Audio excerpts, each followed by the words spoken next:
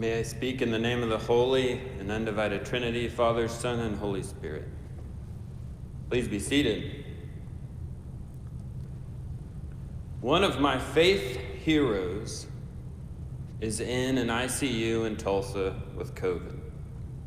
Mitch was my model for ministry for a large part of my life. When he arrived at the Park Plaza Church in Tulsa, when I was a freshman in high school, it was a church of about 300 folks, and they had 10 kids in the youth group. When he became their outreach minister 10 years later, the church had 1,700 members and 200 kids in their youth group. 90% of the new members reported that they came because their kids had drugged them to church for the youth ministry. And it wasn't that it was big or growing. It was that he was genuine. He wasn't putting on a show. There were no gimmicks. There was no cool band, no arcade. There was no gym. Just singing, praying, listening, and talking. And to be honest, there was free pizza, which never hurts.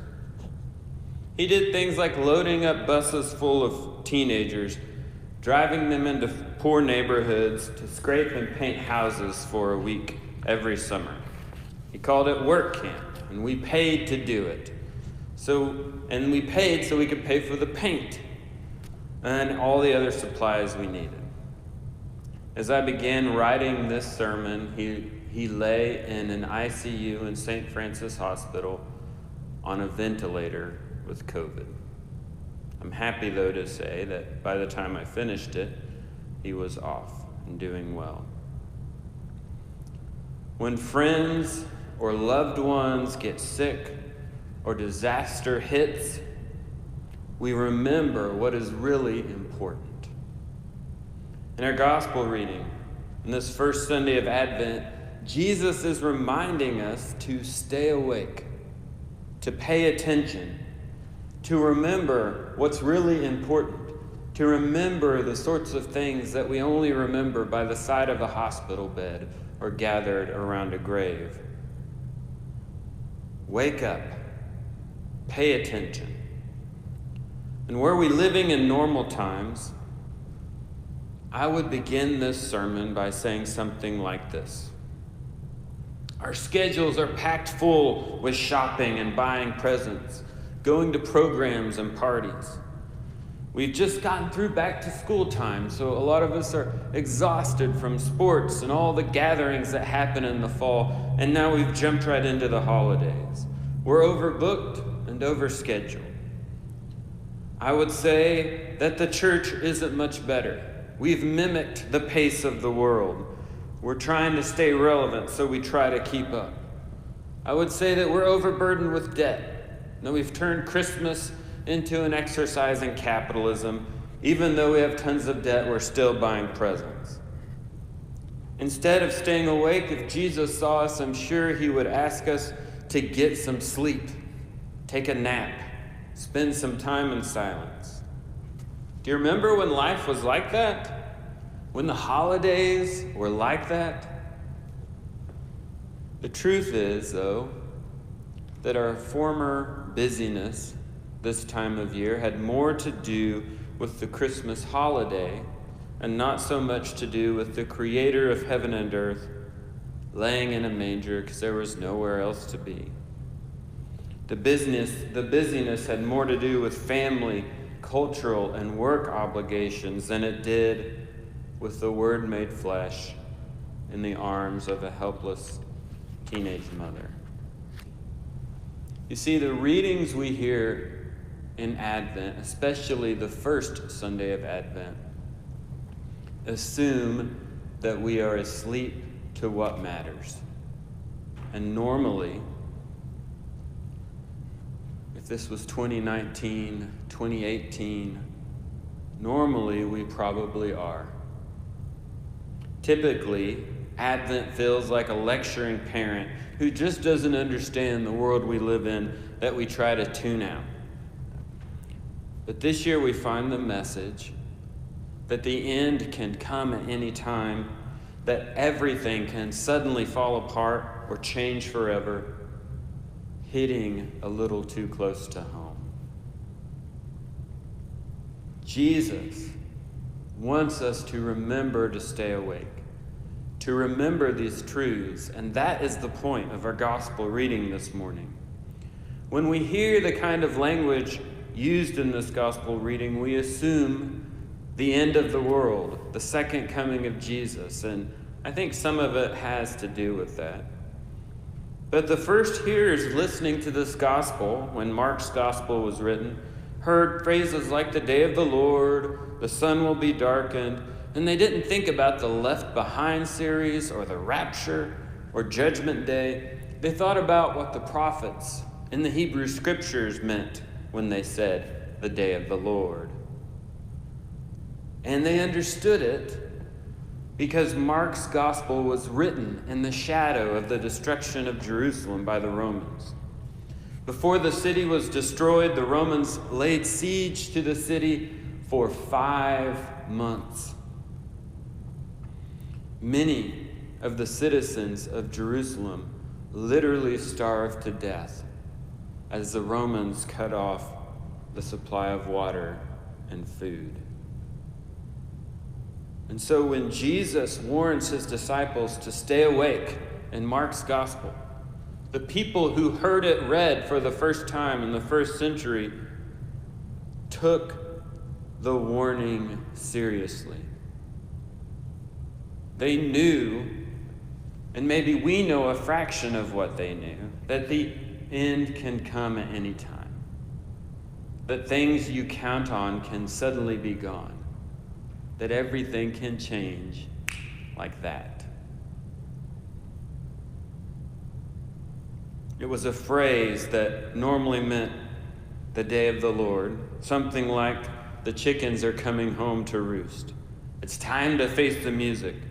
We're on our last legs. It's all about to hit the fan. We are vigilant. We are awake. If ever, though, there was a year, at least in my lifetime, when we didn't need the reminder, it's 2020. We are acutely aware that anything could happen, anything could go wrong at any time. And so now for the real question. What did Jesus want us to learn from this? Why does he want us to stay awake?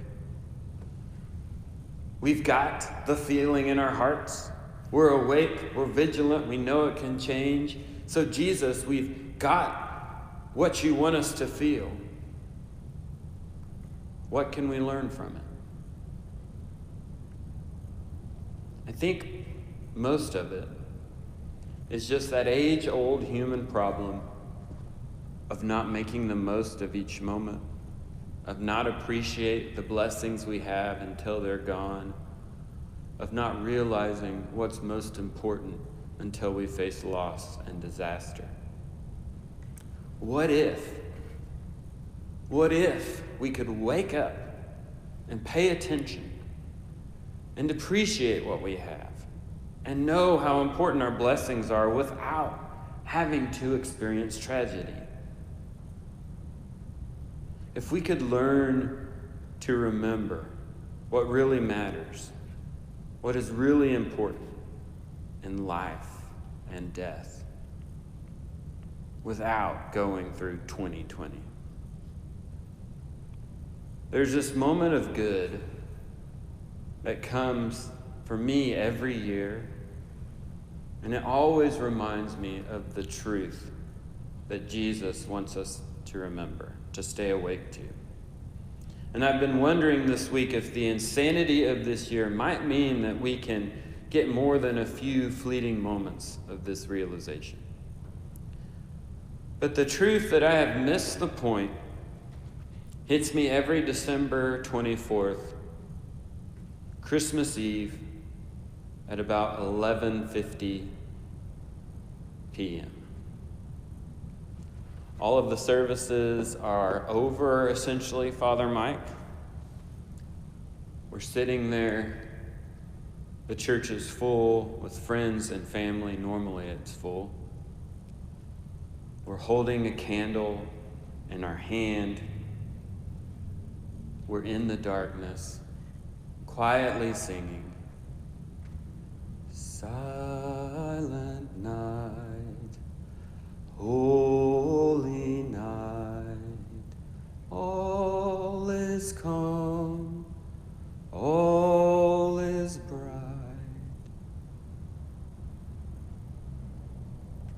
And we all know that having a baby in a place where animals live and go to the restroom after walking all day when you're 9 months pregnant is anything but a silent and peaceful night. But the song captures an accurate description of the mood and the realization that should grip our hearts when we suddenly realize what this moment, the Word made flesh, the creator of heaven and earth, in the arms of a teenage mother, what that moment means for us and for all of creation. That, for me, is the moment when I wake up. When the point of Advent and Christmas becomes real to me. And it's clear that Christ did not want us to know or predict his first coming or his second coming, but just to live as if it could happen at any time, to be salt and light at every opportunity. And the good news is that the phrase, the day of the Lord, is always preceded by the coming of the Son of Man. It communicates the message that when this moment of reckoning comes, however it comes, in war, in pandemic, in a hospital bed, or when we meet God face to face, there is good news for those who, in the words of the prophet Micah, have learned, "He has told you, O mortal, what is good. And what does the Lord require of you but to do justice, to love kindness, and to walk humbly with your God?" May we learn to stay awake.